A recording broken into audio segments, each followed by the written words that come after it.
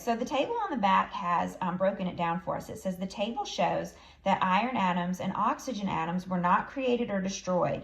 The same amount on the left-hand side of the equation is the same amount on the right-hand side of the equation. The atoms of the reactants were rearranged to form the atoms in the products. So it's just moving around these atoms. You're not gaining more atoms, you're not losing atoms, we're just moving them around to make a new substance.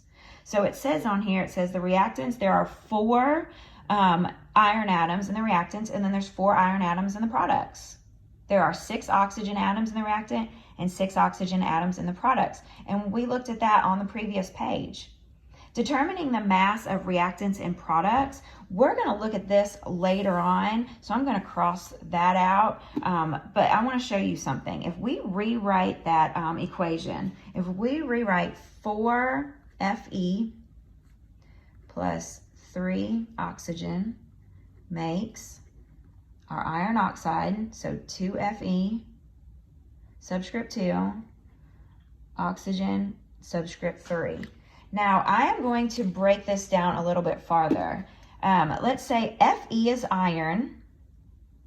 That's the chemical symbol for iron. And we have 4 Fe's in our reactants.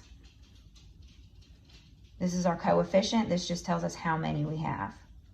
Now, oxygen, we know that's O, oxygen.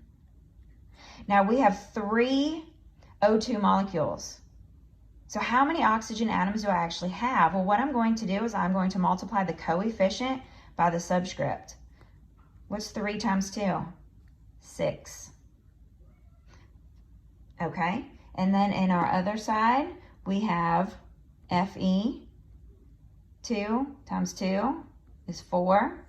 Oxygen, 2 times 3, 6. So we can look at this and we can tell that it is a balanced equation because we see 4 iron atoms on the left, 4 on the right, 6 oxygen atoms on the left, and 6 on the right.